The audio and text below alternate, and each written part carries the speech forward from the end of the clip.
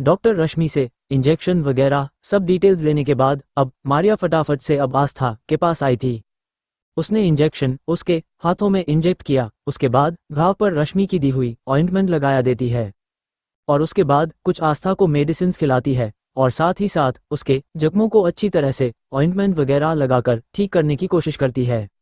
वहीं दूसरी ओर अरमान की हालत अभी काफ़ी ज़्यादा क्रिटिकल बनी हुई थी, लेकिन अभी तक उसकी हालत में कोई सुधार नहीं हुआ था। वेल अभी वहाँ सब अरमान के ठीक होने के प्रार्थना कर ही रहे थे कि इतने में ही आहान का फ़ोन बजने लगता है। फ़ोन किसी और का नहीं बल्कि नानी माँ का था, क्योंकि आस्था जब से कॉलेज से घर आई थी अभी तक नानी माँ की आस्था से बात नहीं हुई थी। इसीलिए अब आस्था से बात करने के लिए उन्होंने कितनी बार मेंशन के घर पर लैंडलाइन पर फ़ोन किया था, लेकिन आस्था ने फ़ोन नहीं उठाया और न ही उससे बात हो पाई। तो इसलिए नानी माँ घबराकर आहान को फ़ोन किया। आहान और ध्रुव ने अपने नंबर नानी माँ के साथ शेयर किए थे, साथ साथ प्यारा सा मोबाइल नानी माँ को एज अ गिफ्ट भेज दिया था, ताकि जब भी उनका मन हो नानी माँ से बातें कर सके। हालांकि नानी माँ ने मना भी किया था और मुंह बनाते बोली थी कि हमें इस फ़ोन की क्या ज़रूरत है। फ़ोन देखकर चिढ़ते हुए कहा था, हमारा तो यह मानना है कि फ़ोन इंसानों को सबसे दूर कर देता है, सब अपनों से दूर कर देता है, सब लोग फ़ोन पर लगे रहते हैं और मैं ये नहीं चाहती। मैं अपनी बाकी की बची हुई ज़िंदगी अपने फ़ोन के साथ नहीं बल्कि अपने बच्चों के साथ गुजारना चाहती हूँ। अब नानी माँ के फ़ोन आ जाने पर आहान परेशान हो उठा था, लेकिन जब नानी माँ 2 से 3 कॉल कर चुकी थी अब आहान के पास फ़ोन उठाने के अलावा कोई और रास्ता नहीं था। फ़ोन के बारे में उसने ध्रुव, आकाश सबसे बता दिया था और सबने उसे समझा दिया कि किस तरह से नानी माँ से बहला फुसलाकर बात करे। आहान ने नानी माँ के हाल चाल लेने के बाद बता दिया था कि आस्था भाभी भाई के साथ एक पार्टी में गई है, लेकिन नानी माँ से झूठ बोलना आसान नहीं था। सभी जानते थे कि नानी माँ कितनी ज़्यादा तेज तर्रारा है, वो 1 मिनट में उसका झूठ पकड़ सकती थी। तब आहान की बात सुनकर नानी माँ ने एक पल के लिए फ़ोन को घूरा और फिर आहान की बात मानते हुए बोलती हैं, अच्छा अच्छा बेटा ठीक है, कोई बात नहीं, मैं कल सुबह उससे बात कर लूँगी। अब रात में थकी हारी आएगी, आराम कर लेगी। ऐसा बोलकर नानी माँ ने फ़ोन रख दिया था। फ़ोन रखने के बाद नानी माँ अपने बेटे को देखने लगती है, जो कि हाथ बांधकर उनके के सामने खड़ा हुआ था। नानी माँ आराम से पैर पर पैर रखकर बैठे हुए थी और उनके एक हाथ में एक अंगूरों की प्लेट थी और नानी माँ को उसे वक्त अंगूरों का स्वाद चख रही थी। तब मनोज बोलता है, क्या हुआ माँ, बात हो गई आपकी? तब नानी माँ ने उस फ़ोन को बेड पर फेंकते हुए कहती हैं, ये डब्बा फ़ोन किसी काम का नहीं है, मेरी बेटी से मेरी बात तक नहीं करवा पाया। अभी फ़िलहाल वो अपने पति के साथ एक बिजनेस मीटिंग पार्टी में गई है, तो उसे आने में देर हो जाएगी, मैं कल उससे बात कर लूँगी। अब जैसे ही साइड में बैठी हुई प्रियंका और सीमा दोनों ने ये सुना, दोनों ही अंदर तक जल भूनकर राख हो चुकी थी और एक दूसरे की ओर देखते हुए फटाफट अपने कमरे में चली गई थी। कमरे में जाने के बाद प्रियंका ने अपनी माँ से कहना अंदस को शुरू कर दिया था, देखा आपने, वह गांव की गवार जिसने गांव के बाहर की दुनिया तक नहीं देखी, आज वह बिजनेसमैनों की बड़ी बड़ी पार्टी अटेंड कर रही है और मैं यहाँ बैठकर मखिया मार रही हूँ। तभी सीमा जी अपनी बेटी को घूरते हुए बोलती हैं, इसमें सारी गलती तेरी है, अगर तू हमारी बात उसे वक्त मान लेती तो आज उसकी जगह तू होती, लेकिन अभी भी कुछ नहीं बिगड़ा है, अभी भी तुम उस लड़की को अपने रास्ते से हटाकर खुद अरमान सिंघानिया की जिंदगी में जा सकती है। तब प्रियंका बोलती है, लेकिन मॉम मैं करूं तो करूं क्या, मुझे समझ में नहीं आ रहा है। सिंघानिया मेंशन में मैंने जाने की कोशिश की थी, लेकिन सिक्योरिटी गार्ड ने मुझे अंदर जाने नहीं दिया और उनकी सिक्योरिटी ज़्यादा टाइट थी कि मैं डर के मारे वहां से वापस भाग आई और मैंने उन्हें ये भी नहीं कहा कि मैं आस्था की बहन हूँ। तब सीमा जी जोर से डांटते हुए बोलती हैं, जस्ट शट अप, ये क्या हरकत की, इस तरह तुझे क्या जरूरत थी वहां जाने की? अरे तुझे तो वहां महारानी की तरह जाना है, चोरी छुपे नहीं जाना चाहिए, समझी? और हाँ रही बात तेरे वहां जाने की, तू फिक्र मत कर, मैं कुछ ना कुछ चक्कर जरूर चलाऊंगी। मैं आस्था को यहाँ रस्म के बहाने से बुलाऊंगी, वैसे भी अगले हफ्ते आस्था आने वाली है, उसके बाद हम कुछ ना कुछ करके आस्था को यहीं रोक लेंगे और उसकी जगह मैं तुझे भेज दूंगी, फिर तू समझदार है, तुझे आगे क्या करना है। कहीं ना कहीं ये बोलते हुए सीमा जी अपनी बेटी को आगे का पाठ पढ़ाने लगती हैं। वहीं दूसरी ओर काफ़ी घंटे के बाद अरमान की हालत अब थोड़ी से स्टेबल हो पाई थी, उसके सभी जख्मों पर पट्टियां लगा दी गई थी, अरमान का पूरा जिस्म पट्टियों से ढका हुआ था। दादाजी और बाकी सब वहां से तब तक नहीं हिले थे जब तक डॉक्टर ने उन्हें अच्छी खबर नहीं दी थी और बता दिया था कि अगले कुछ घंटे में सिंघानिया साहब को होश भी आ जाएगा, लेकिन उनके जख्म भरने में काफ़ी वक्त लगेगा क्योंकि इस बार उनके जख्म को ज़्यादा ही गहरे हैं। ऐसा बोलकर डॉक्टर अब वहाँ से दूसरे कमरे में चले गए थे, क्योंकि आकाश ने सभी डॉक्टर को साफ साफ मना कर दिया था कि कोई भी यहाँ से कहीं नहीं जाएगा जब तक कि अरमान पूरी तरह से ठीक नहीं हो जाता। इसीलिए डॉक्टर के पास अब वहाँ रुकने के अलावा कोई और रास्ता नहीं था। विल तब सबने जोर देकर दादाजी को आराम करने के लिए भेज दिया था। दूसरी तरफ और मारिया ने दूसरी तरफ आस्था को पूरी तरह से संभाल लिया था। जिस तरह से रश्मि ने उसे इंस्ट्रक्शन दिए थे, उसी तरह से मारिया ने आस्था के सेंसिटिव जगह को अच्छे से क्लीन करके वहां पर कुछ ऑइंटमेंट अप्लाई किया था, जिससे उसे दर्द में आराम आए। साथ ही उसे कुछ पेन किलर्स वगैरह भी खिला दिए थे और अच्छे से कपड़े वगैरह पहनाकर पूरे कमरे को अच्छे से साफ करवा दिया था।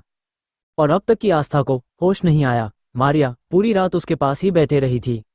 विल रात के करीब 3 बजे आस्था को थोड़ा थोड़ा होश आता है। जैसे ही आस्था को होश आया तो वो डरकर उठकर बैठ गई थी। उसका शरीर पहले से उसे थोड़ा बेटर लग रहा था क्योंकि उसका ट्रीटमेंट हुआ था। उसे कुछ ताकत की मेडिसिन भी दी गई थी, जिससे कि वह अपने आप को थोड़ा सा ताकतवर महसूस करें, बिल्कुल भी कमजोरी ना फील हो। विल आस्था ने जैसे ही अपने सामने मारिया को देखा वह हैरान हो गई, लेकिन अगले ही पल उसने बिना सोचे समझे मारिया को गले से लगा लिया और जोरों से रोना शुरू कर दिया था और बोलती है, ड्राइवर मैडम आपको पता है हमारे साथ क्या हुआ। ऐसा कहकर आस्था ने जो कुछ भी अरमान ने उसके साथ किया था, एक एक करके उसने सारी बातें मारिया से बतानी शुरू कर दी थी। मारिया आस्था के इस तरह से बोलने पर और उसको ड्राइवर मैडम कहने पर हैरान हो चुकी थी। हालांकि आस्था को तो यही पता था कि मारिया अरमान की एक ड्राइवर है, इसीलिए वह उसे ड्राइवर मैडम कह रही थी। एक पल को आस्था के मुंह से इस तरह से ड्राइवर मैडम सुनकर उसके होठों पर हल्की सी न दिखने वाली मुस्कुराहट थी, लेकिन अगले ही पल उसने अपना चेहरा सपाट कर लिया था, क्योंकि इस वक्त आस्था जिस सिचुएशन से गुजर रही थी उस हालत में उसे किसी की सहारे की जरूरत थी और वह कंधा उसे मारिया का मिला था। तो मारिया ने आस्था को अच्छे से भी संभाला था, उसे सारी चीजें अच्छे से समझने की कोशिश की थी और शांत स्वर में बोलती है, देखिए क्वीन, मैं आपको एक बात बताना चाहती हूँ कि वो आपसे बहुत प्यार करते हैं। अब जैसे ही आस्था की सारी बातें सुनने के बाद मारिया ने एकदम से आस्था को ये बोला कि किंग आपसे बहुत ज्यादा प्यार करते हैं। आस्था के माथे पर बल पड़ गए। अरमान का नाम सुनते ही उसके दिल में नफरत का एहसास हुआ और वो भड़कते हुए और आंखों में गुस्सा लिए बोलती हैं, यह आप कैसी बातें कर रही है? हम यहाँ आपसे अपना दुख शेयर कर रहे हैं और आप है कि उसे राक्षस कुमार की साइड ले रही है। और कहाँ के किंग है? वह कोई किंग नहीं है, वह बेरहम है और राक्षस है। उसके अंदर इमोशन नाम की कोई चीज नहीं है।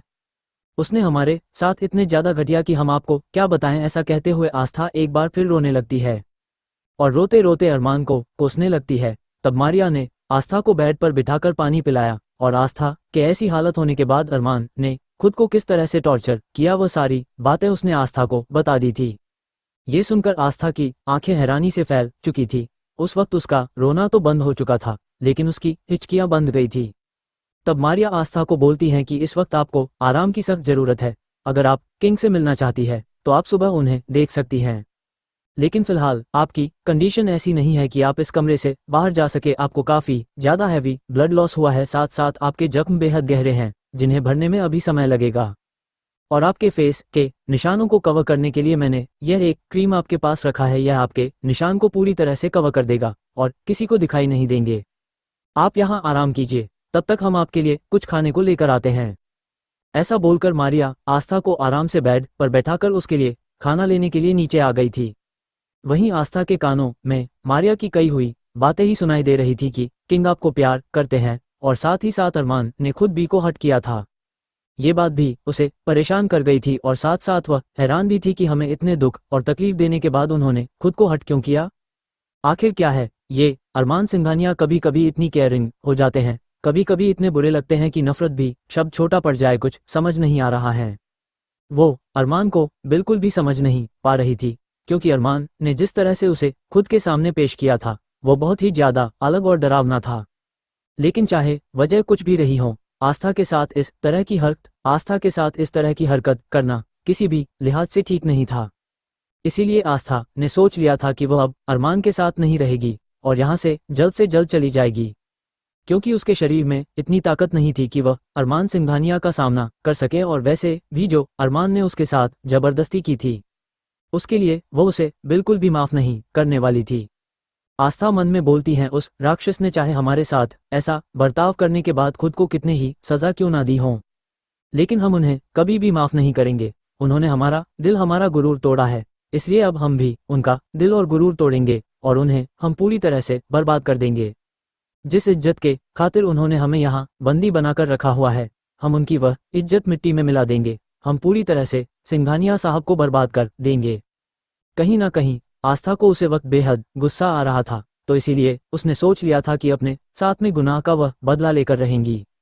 वैसे भी जो उसके माता पिता के साथ हुआ था वह उस खूनी को ढूंढकर सजा दिलवाना चाहती थी, लेकिन अब तो उसके साथ बहुत बड़ी नाइंसाफी हुई थी, तो भला वह खामोश कैसे रह सकती थी। और आस्था रोकर घुट घुट कर अपनी जिंदगी जीने वालों में से नहीं थी। उसने सोच लिया था कि अरमान सिंघानिया ने हमारे साथ जो भी किया है उसका हिसाब तो उन्हें देना ही होगा।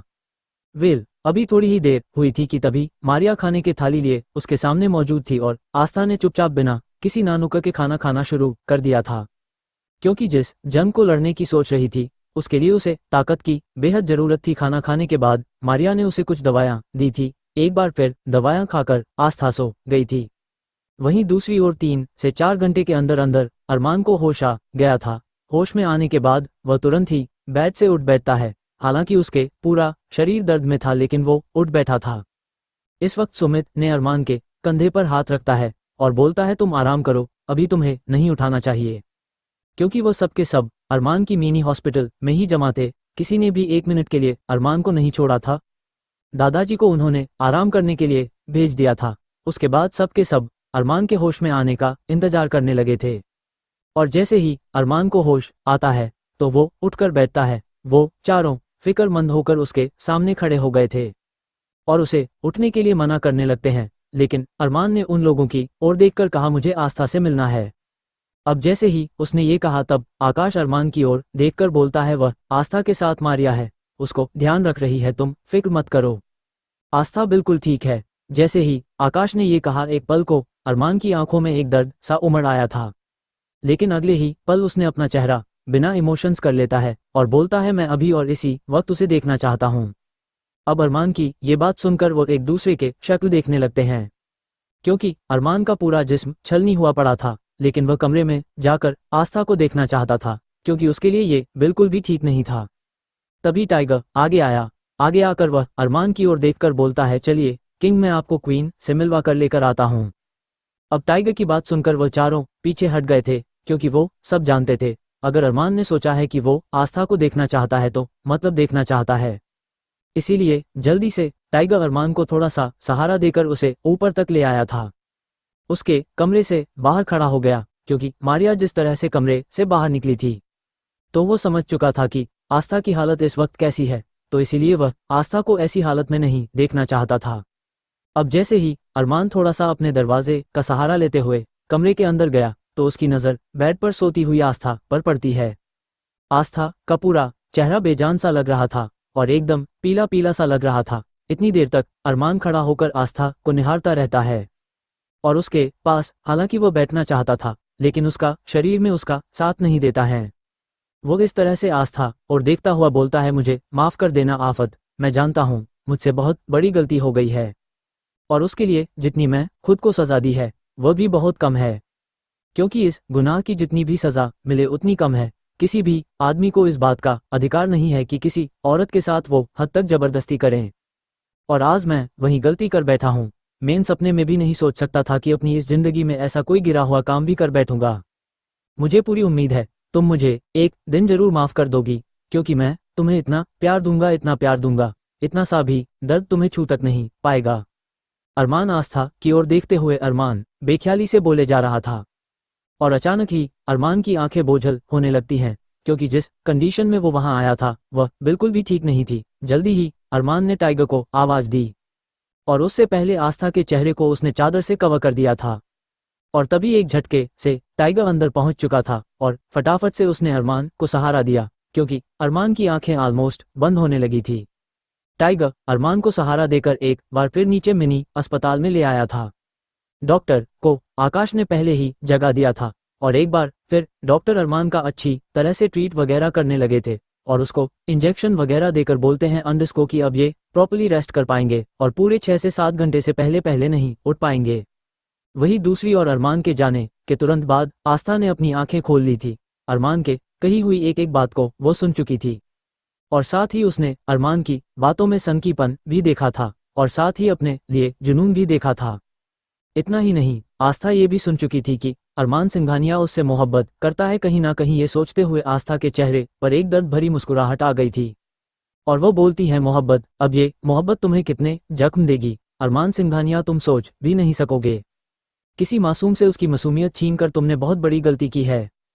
कहीं ना कहीं ये सब सोचते हुए आस्था ने अपना मुंह बना लिया था क्योंकि उसके साथ जो हुआ था वो इतनी आसानी से नहीं भूलने वाली थी और वह इसके लिए अरमान को अच्छा खासा सबक सिखाना चाहती थी और उसके दिमाग में इस वक्त कुछ अलग ही तरह के प्लान बना रही थी जिसमें अपने इस मोहब्बत को ही हथियार बनाकर वह अरमान पर वार करने वाली थी। आस्था को आराम करते करते अब ऑलमोस्ट 48 आवर्स से ज़्यादा हो चुके थे और आप उसका शरीर थोड़ा सा बेटर हो चुका था और खाना खाने के बाद उसके शरीर में थोड़ी एनर्जी भी आ गई थी। अब आस्था ने खड़े होकर पहले बाथरूम का रुख किया। वहां बाथरूम में जाकर एक बार फिर उसकी कड़वी यादें ताज़ा हो गई थी।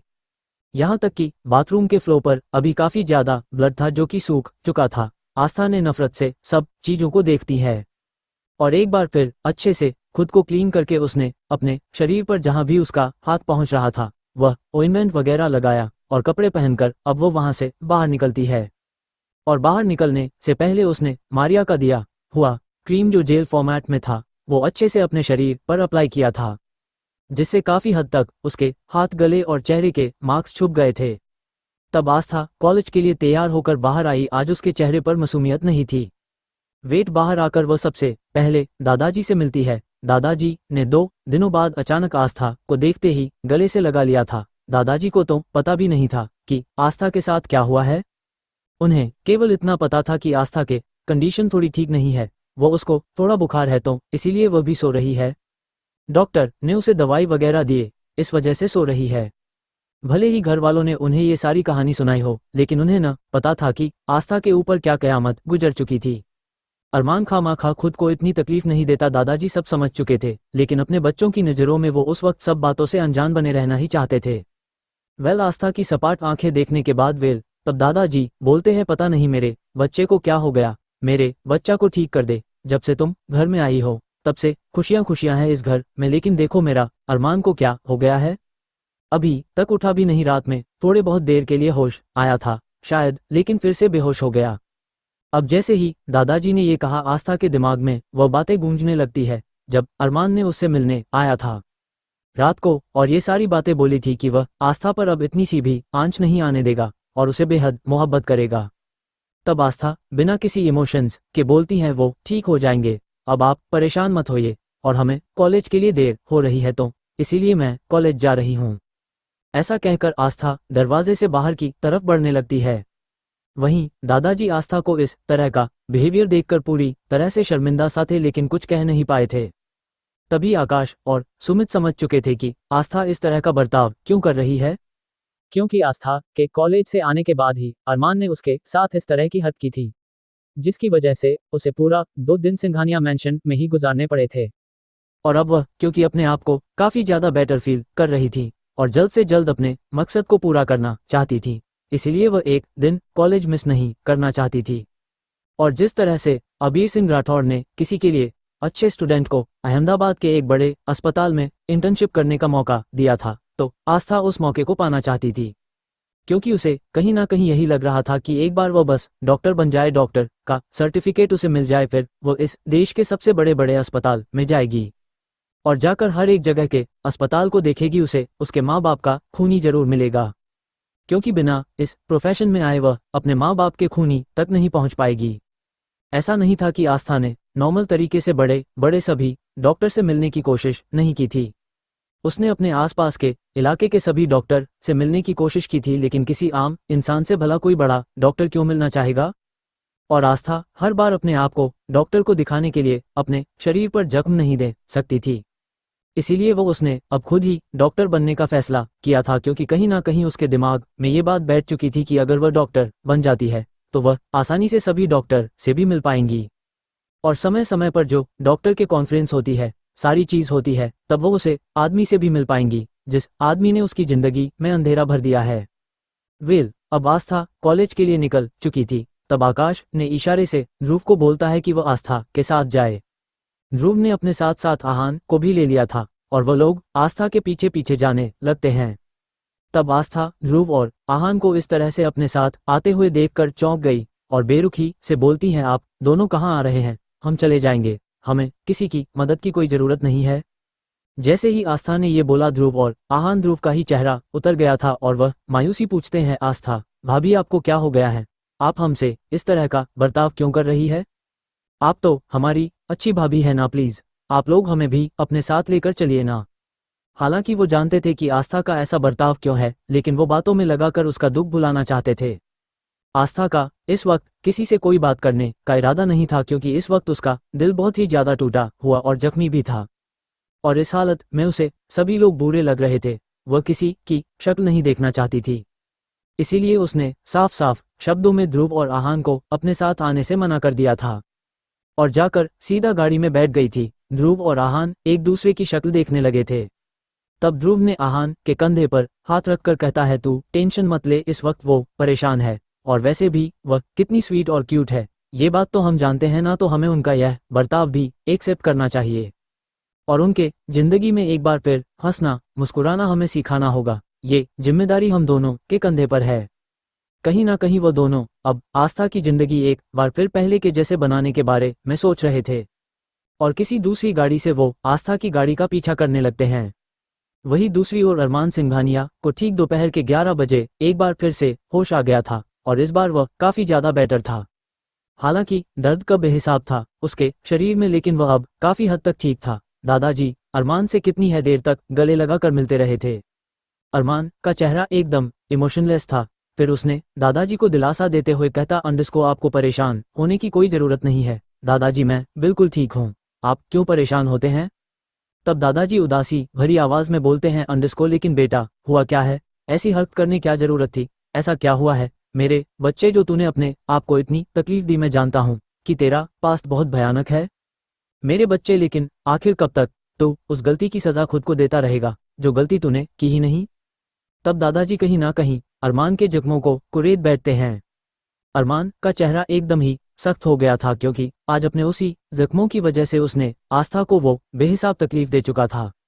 और फिर उसने ठंडे स्वर में कहा, दादाजी मैं ठीक हूँ, प्लीज आप पुरानी कोई बात ना करें, क्योंकि इस वक्त मैं किसी तरह की कोई बात नहीं सुनना चाहता हूँ।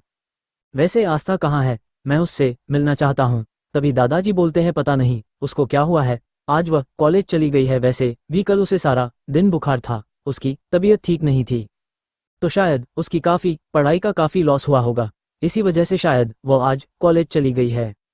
तब ये सुनकर कि आस्था कॉलेज चली गई, अरमान अंदर ही अंदर थोड़ा सा तड़प सा गया था, क्योंकि अरमान की ऐसी हालत में छोड़कर आस्था कॉलेज चली गई है तो अरमान को काफी ज्यादा बुरा लगा था। लेकिन वह ये भी जानता था कि आस्था इस वक्त कितनी ज्यादा नाराज है और उसे अब कुछ ना कुछ करके अपनी प्यारी और खूबसूरत वाइफ की नाराजगी खत्म करनी थी। तब अरमान ने दादाजी को कोई जवाब नहीं दिया और वापस से वह बेड पर आंखें बंद करके लेट जाता है। वही सुमित अरमान और दादाजी को एक साथ देखकर बाहर निकलता है।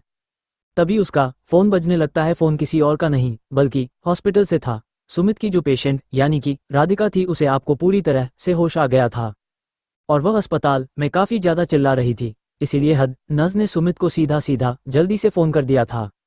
अब जैसे ही सुमित ने ये सुना कि राधिका को होश आ गया है और वह काफी ज्यादा हंगामा कर रही है, तो सुमित जल्दी से हॉस्पिटल की ओर रवाना हो चुका था।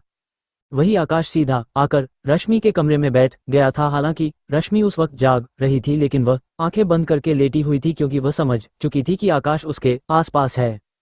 वही आकाश कितनी ही देर तक रश्मि को देखता रहा और उसका हाथ पकड़कर बोलता है, बस एक बार तुम ठीक हो जाओ, मैं तुम्हें अब इतनी सी भी तकलीफ नहीं होने दूंगा, जिंदगी भर के लिए तुम्हारी सारी परेशानियों को खत्म कर दूंगा, बस एक बार तुम ठीक हो जाओ। रश्मि, मुझे माफी मांगने का मौका दो और अपनी जिंदगी में मुझे जगह दे दो।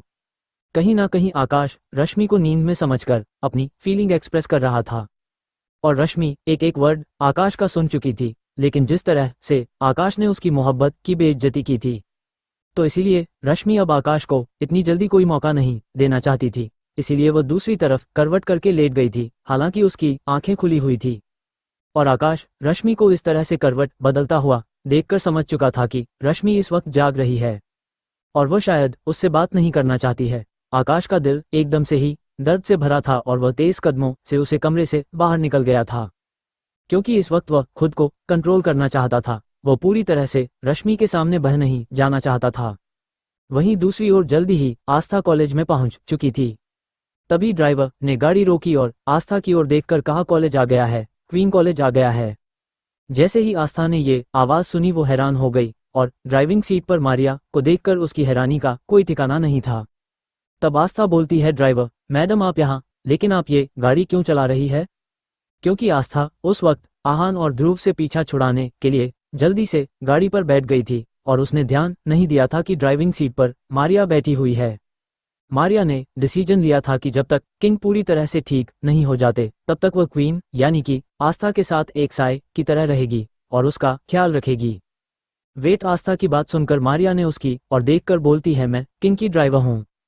मारिया ने अभी तक ये नहीं बताया था कि असल में वह कितनी ज्यादा खतरनाक है और अरमान की पर्सनल बॉडीगार्ड भी है।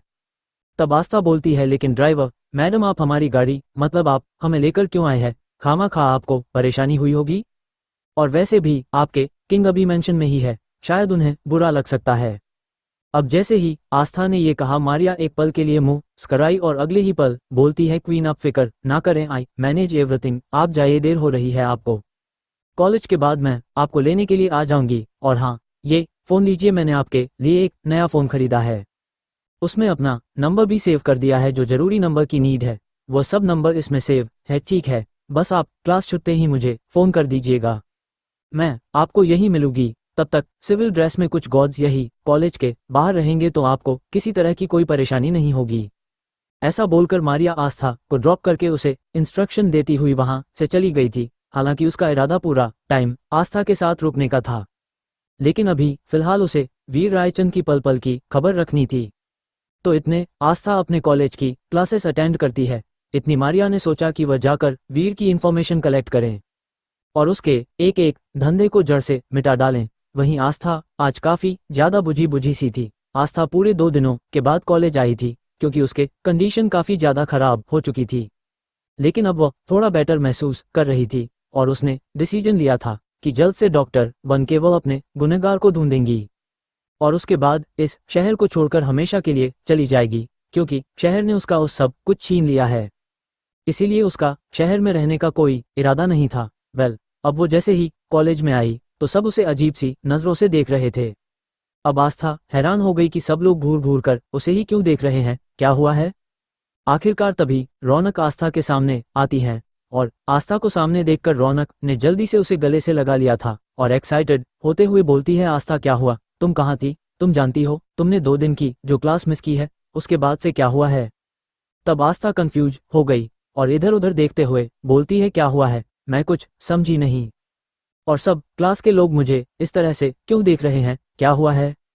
तब रौनक बोलती है, अब मैं बताती हूँ, तुमने सिर्फ अबीर सिंह राठौड़ की 1 दिन की क्लास की थी और फिर तुमने 2 दिन की क्लास उनकी मिस कर दी है, जिसकी वजह से अबीर सिंह राठौड़ बहुत ज़्यादा गुस्सा हो गए हैं, क्योंकि उन्होंने फर्स्ट डे ही इंस्ट्रक्शन दिए थे कि उनकी एक भी क्लासेस मिस नहीं होनी चाहिए। और सबसे बड़ी बात सुनो, अबीर सिंह राठौड़ ने अपने आदमियों को तुम्हारे एड्रेस पर भेजा था, लेकिन वहां पर ताला लगा हुआ था और तुम्हारा कहीं कुछ पता नहीं चला। इसलिए अबीर सिंह राठौड़ पूरी तरह से भड़क गया और वह कॉलेज छोड़कर चला गया। साथ ही साथ उसका जो टाइम बर्बाद हुआ है उसके लिए उसने कॉलेज पर केस कर दिया है। प्रिंसिपल साहब बहुत ज़्यादा दुखी है। अब तो जैसे ही आस्था ने यह सुना उसकी सांस ऊपर के ऊपर और नीचे के नीचे रह गई थी। वो सपने में भी नहीं सोच सकती थी कि अबीर सिंह राठौड़ ऐसा कुछ कर बैठेगा। वो क्यों नहीं आई थी, ये उसकी मजबूरी थी, और फिर उसके आने ना आने से क्या फ़र्क पड़ता है।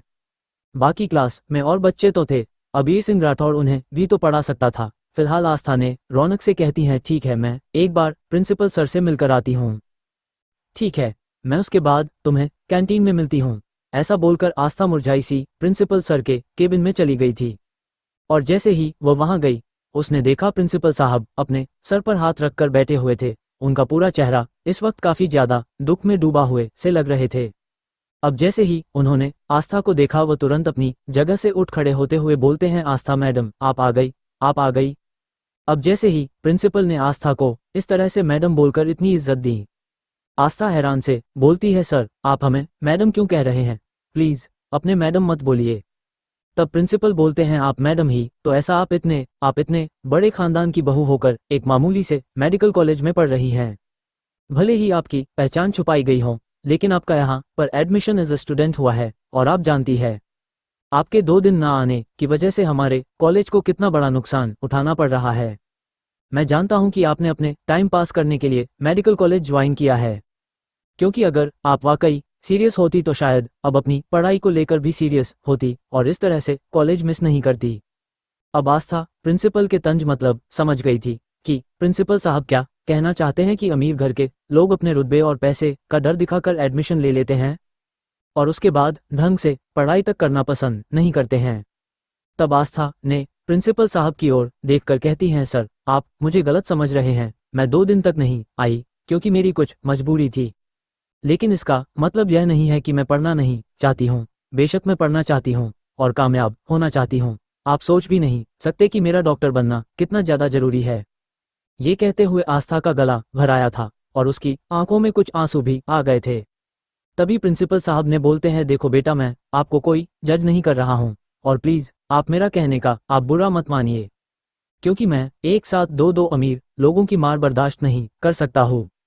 वैसे भी अबीर सिंह राठौड़ ने हमारे कॉलेज पर केस कर दिया है, अब हमारे कॉलेज को इससे काफ़ी बड़ा नुकसान होने वाला है। तब आस्था पूछती है, लेकिन सर वो ऐसा कैसे कर सकते हैं, अगर आप कहें तो क्या मैं एक बार उनसे बात कर सकती हूँ। आस्था की बात सुनकर प्रिंसिपल ने उसकी और देखते हैं और कुछ सोचते हुए बोलते हैं, ठीक है, लेकिन आपकी बात करने से क्या होता है, आप उनकी नज़र में सिर्फ एक स्टूडेंट है और उन्हें तो यही लगा कि उनके कहने के बावजूद स्टूडेंट क्लास में नहीं आए, इसीलिए उन्हें अपनी बेइज्जती महसूस हुई और शायद इसीलिए वो ऐसा कर बैठे।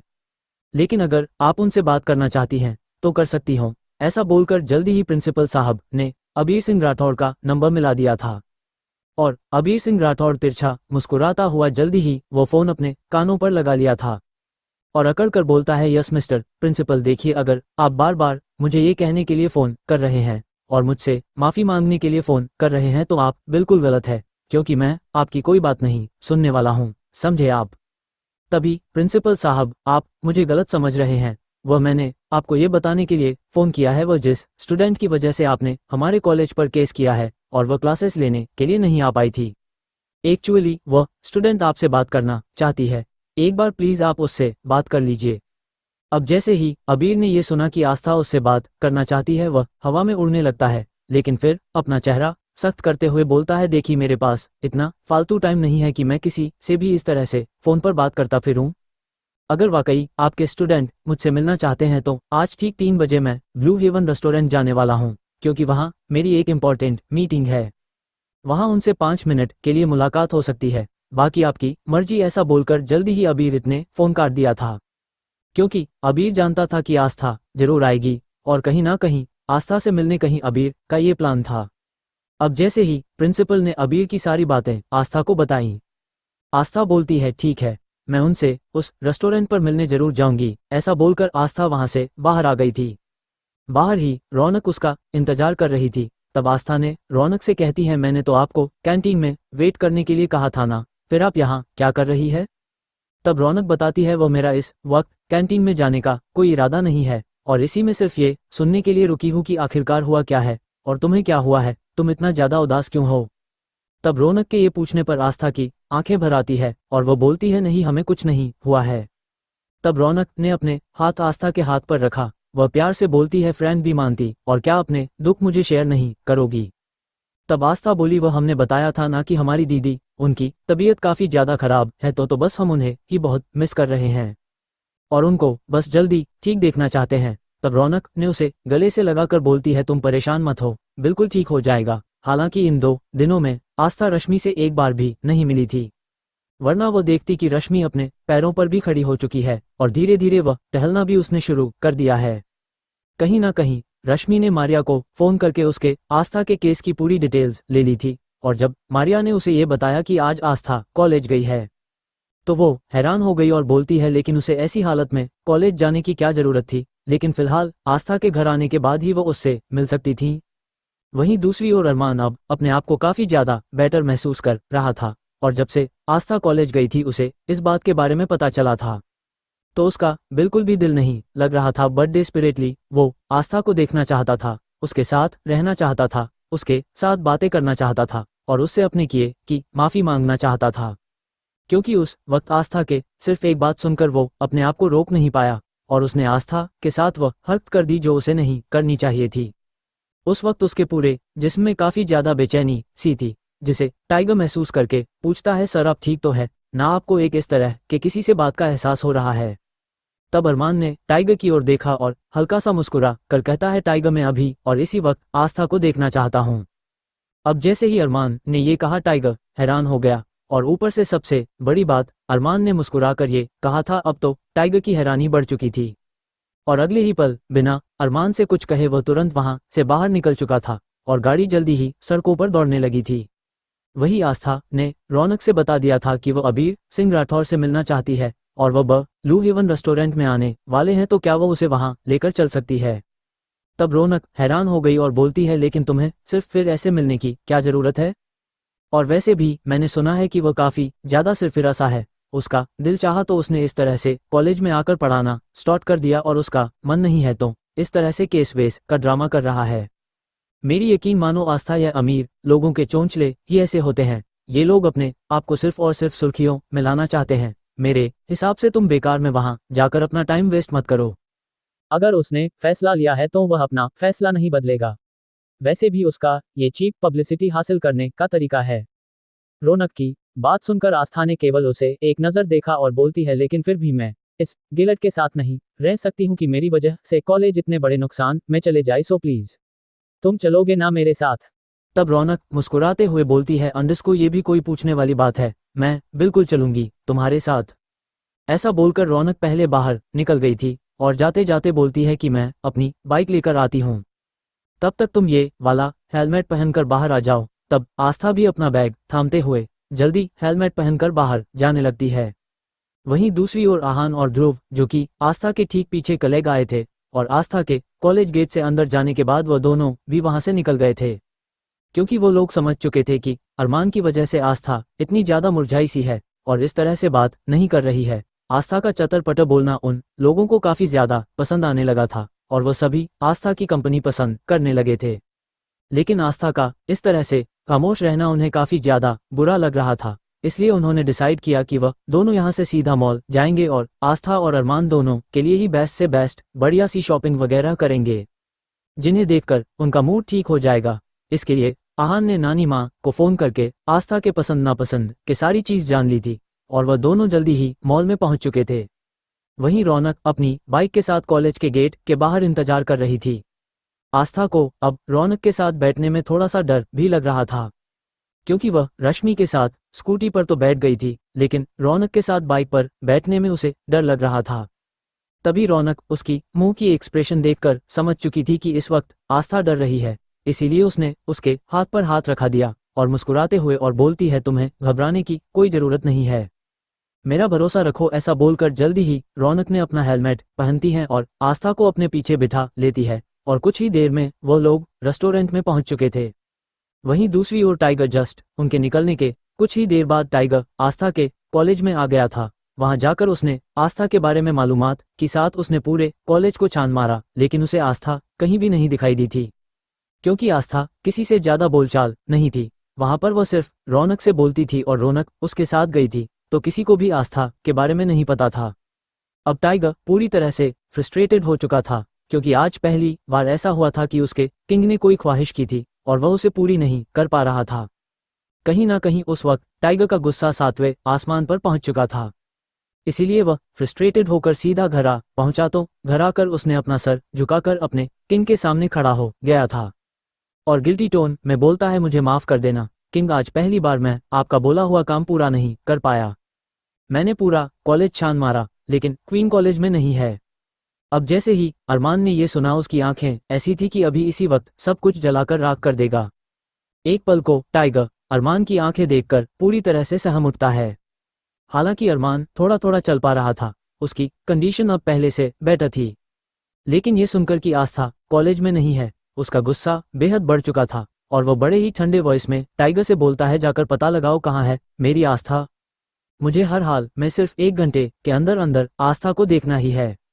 अब टाइगर अरमान की बात सुनने के बाद जल्दी से वहां से निकलकर गायब हो चुका था और उसने सभी टीम को एक्टिव कर दिया था कि हर जगह जाकर चेक किया जाए कि आस्था कहाँ गई है। वही दूसरी ओर आस्था जैसे ही रेस्टोरेंट में पहुंची तो पूरी तरह से चौंक गई थी। पूरा का पूरा रेस्टोरेंट खाली था। आस्था की हैरानी का कोई ठिकाना नहीं था, क्योंकि अबीर सिंह राठौड़ ने तो यही जगह बोला था कि वही उसकी कोई इंपॉर्टेंट मीटिंग होने वाली है और 5 मिनट के लिए वो यही मिल सकता है, तो इसीलिए आस्था वहां आई थी। लेकिन यहाँ आकर उसे पता चलता है कि पूरे का पूरा रेस्टोरेंट खाली है। तब आस्था मायूसी से रौनक की ओर देखकर बोलती है, मुझे लगता है अंडरस्को कि हम गलत रेस्टोरेंट में आ गए हैं। ये तो पूरा का पूरा रेस्टोरेंट बंद है, खाली है, यहाँ तो कोई भी नहीं है, चलो चलते हैं। ऐसा बोलकर वह दोनों जैसे ही वहां से जाने के लिए पीछे मुड़ी, तभी 2 गार्ड उसके सामने जाकर वहां खड़े हो गए थे और बोलते हैं, अबीर सिंह राठौड़ अंदर है, वह आपको बुला रहे हैं। अब जैसे ही आस्था ने ये सुना और साथ ही साथ रौनक ने ये सुना, दोनों ही चौंक गई थी। फिर आस्था जल्दी ही रौनक के साथ धीरे धीरे आगे बढ़ने लगती है। लेकिन एक जगह फिर से 3 से 4 अबीर सिंह राठौर के गार्ड्स खड़े हो गए थे और उन्होंने रौनक को आगे जाने से मना कर दिया था और बोलते हैं, आप आगे नहीं जा सकती है, आगे सिर्फ वही जा सकती है जिन्होंने सर से 5 मिनट के लिए अपॉइंटमेंट ली है। अब गार्ड्स की बात सुनकर रौनक गार्ड्स को गुस्से से घूरने लगी थी और दांत पिसते हुए गुस्से में बोलती है, ये क्या ड्रामा लगा रखा है? हाँ, मैं क्यों नहीं जा सकती? और मैं क्या तुम्हारे बॉस को खा जाऊंगी? हाँ, और मैं इस तरह से अपनी फ्रेंड को अकेला तुम्हारे बॉस के साथ कैसे भेज सकती हूँ? भला क्या भरोसा तुम्हारे बॉस का, कहीं मेरे फ्रेंड का मर्डर वर्डर कर दिया तो? हाँ। अब रौनक ने जैसे ये बात बोली, वह गार्ड कंफ्यूजन से एक दूसरे को देखने लगते हैं और सोचने लगे थे, इस लड़की से हमने सिर्फ इतनी छोटी सी बात बोली है और इतनी सी बात का ये कितना बड़ा बतंगड़ बना रही है। तभी उन गार्ड्स ने रौनक से कहा, अच्छा देवी जी प्लीज, हमारे में इतनी हिम्मत नहीं है कि हम आपका मुकाबला कर सकें, कृपा करके जिन्होंने 5 मिनट के लिए सर से अपॉइंटमेंट ली है उन्हें जाने दीजिए, वरना सर हमें हमारी जॉब से निकाल देंगे। अब आस्था अपनी वजह से किसी पर कोई आंच नहीं आने देना चाहती थी और रौनक को समझाते हुए बोलती है, केवल 5 मिनट की तो बात है, तुम प्लीज यहीं रुक जाओ, मैं आप जस्ट अभी सर से रिक्वेस्ट करके आती हूँ। तब रौनक बोलती है, लेकिन आस्था इस तरह से रेस्टोरेंट खाली है, क्या तुम्हारा इस तरह से वहां जाना ठीक रहेगा? तब आस्था बोलती है, तुम तो जानती हो ना कि अमीर लोगों की चोंचले कितने बड़े होते हैं। हो सकता है कि अपनी मीटिंग उन्होंने प्राइवेट रखी हो और उसके बाद मीटिंग खत्म करने के बाद उन्होंने हमें भी 5 मिनट दे दिया। हमें इससे क्या लेना देना, बस 5 मिनट की तो बात, हम अपनी बात कहकर आ जाते हैं। अगर हमारा माफी मांगने से उनका ईगो सेटिस्फाई हो जाता है तो कम से कम कॉलेज तो बच जाएगा ना। तो कहीं ना कहीं ये सोचते हुए आस्था जल्दी ही अब धीरे धीरे आगे बढ़ने लगती है। आस्था का पूरा चेहरा मुरझाया हुआ था, हालांकि वह अपने अंदर के दुख को किसी के सामने जाहिर नहीं करना चाहती थी, तो अपने आप को थोड़ा सा शांत और बिल्कुल ठीक दिखाने की वह कोशिश कर रही थी और इसी बीच वह लगातार आगे बढ़ रही थी। और जैसे जैसे वह आगे बढ़ रही थी, हर तरफ बड़ी ही खूबसूरत सी फूलों की महक उसे आनी शुरू हो गई थी।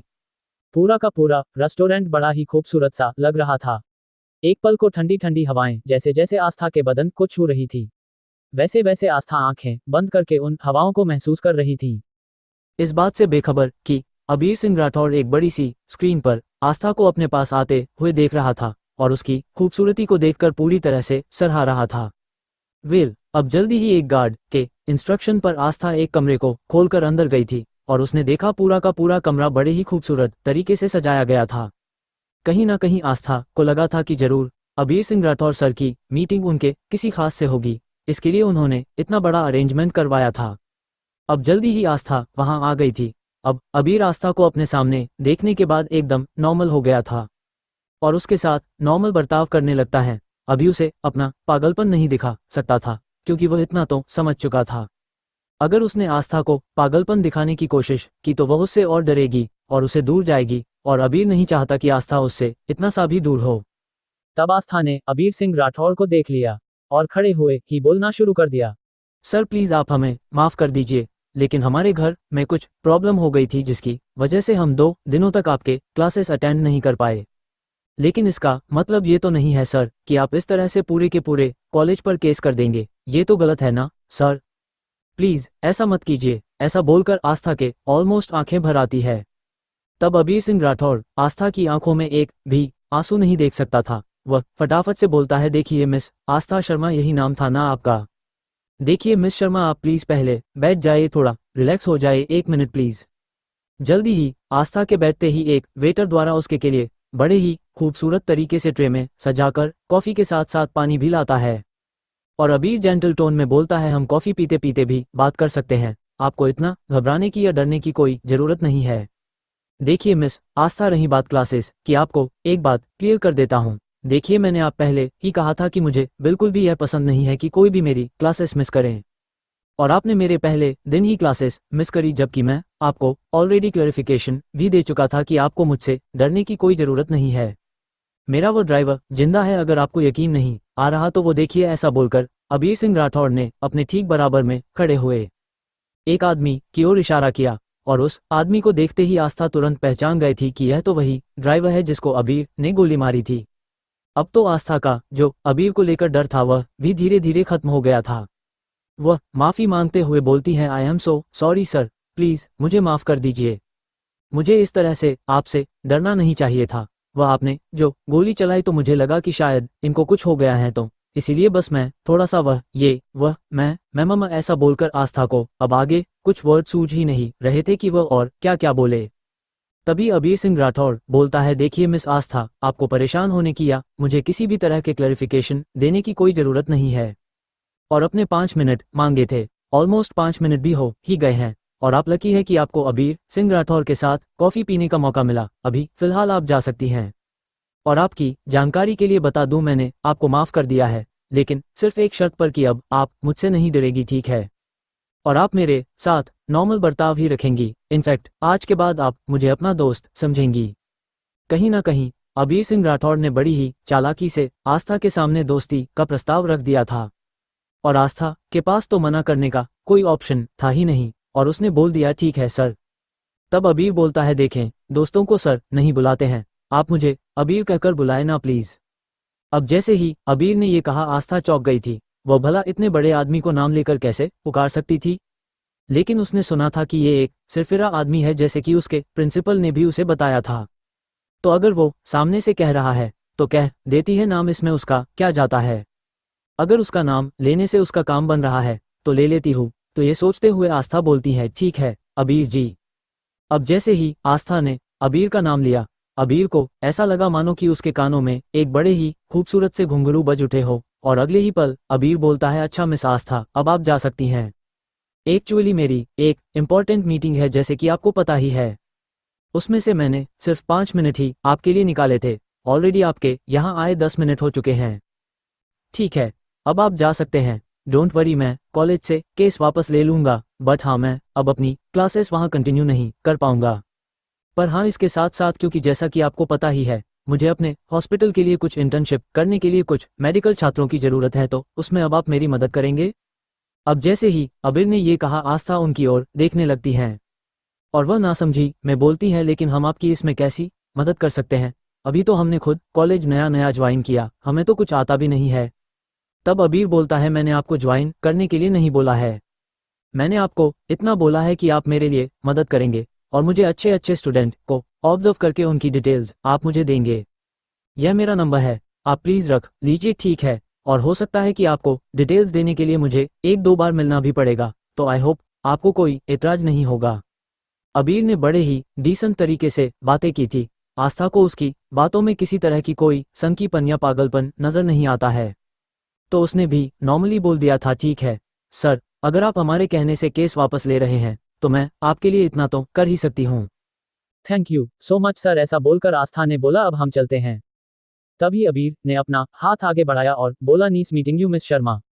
अब अबीर ने जैसे ही अपना हाथ आगे बढ़ाया था, आस्था थोड़ा हिचकिचाई, फिर आस्था ने अबीर का हाथ थाम लिया था, और आस्था जल्दी ही हल्की सी स्माइल के बाद वहां से जाने लगती है। वहीं अबीर सिंह राठौड़ ने जिस हाथ से उसने आस्था का हाथ पकड़ा था, उस हाथ को देखता रहा। उसके चेहरे पर एक बड़ी सी मुस्कुराहट थी और वह डैनविल टोन में बोलता है, आज तो मैं तुम्हें जाने दे रहा हूँ, लेकिन बहुत जल्द तुम हमेशा हमेशा के लिए मेरी हो जाओगी मिस आस्था शर्मा। ये कहते हुए अबीर बुरी तरह से हंसने लगा था और जो ड्राइवर अबीर ने वहां खड़ा किया था, जिसको उसने गोली मारी थी, उसने अपने चेहरे पर से एक मुखौटा उतार दिया था और वो भी हंसने लगता है। वही रौनक को जब आस्था का इंतजार करते हुए 10 मिनट से ज्यादा हो गए तो उसने सोचा कि उसे अंदर जाकर चेक करना चाहिए कि आस्था ठीक है या नहीं है। लेकिन इससे पहले कि वो अंदर जाती, आस्था उसे बाहर आते हुए दिखाई देती है और जल्दी ही वह दोनों सहेली अब एक साथ वहां से रवाना हो चुकी थी। जो कुछ भी अबीर से बातें हुई थी वह उसने रौनक को बता दी थी। रौनक हैरान से बोलती है, मुझे तो लगा था कि ना जाने कितना नाटक करेगा, पर ये तो आसानी से मान गया। चलो अच्छा ही है, अपनी तो प्रॉब्लम खत्म हुई। जल्दी ही वो दोनों अब एक बार फिर कॉलेज पहुंच चुके थे और जैसे ही वह कॉलेज गए उसने देखा कि कितने सारे गार्ड ने अचानक से आकर आस्था को घेर लिया था। अब तो रौनक पूरी तरह से हैरान हो गई थी। तभी उन सब के बीच में से टाइगर एकदम से आस्था के पास आता है और थोड़ा सा झुककर खड़े होकर बोलता है, क्वीन आपको हमारे साथ चलना होगा। अब तो रौनक की आंखें हैरानी से फैल गई थी। टाइगर को देखकर उसे एहसास हो गया था कि कोई आम आदमी तो बिल्कुल भी नहीं है। उस वक्त टाइगर बड़ा ही खतरनाक लग रहा था। तब आस्था ने एक नज़र रौनक की ओर देखती है। रौनक भी सवालिया नज़रों से आस्था को ही देख रही थी। तब आस्था ने रौनक से कहा कि हमें अब जाना होगा, हम आपसे कल कॉलेज में मिलेंगे। ठीक है। तब रौनक बोलती है, लेकिन ये सब क्या है? कहीं तुम किसी प्रॉब्लम में तो नहीं हो? तुम मुझे बता सकती हो, मैं इन सब का मार मार कर कचूमर निकाल दूंगी। जैसे ही रौनक ने ये कहा टाइगर उसे इस तरह से देख रहा था मानो कि वह किसी बेवकूफ को देख रहा हो और अगले ही पल आस्था मुस्कुरा कर रौनक से विदा लेकर टाइगर के साथ गाड़ी में बैठ गई थी और जल्दी ही सिंघानिया मैंशन में पहुंच चुकी थी। वहां उसका सामना किसी और से नहीं बल्कि सीधा सीधा अरमान सिंघानिया से हुआ था।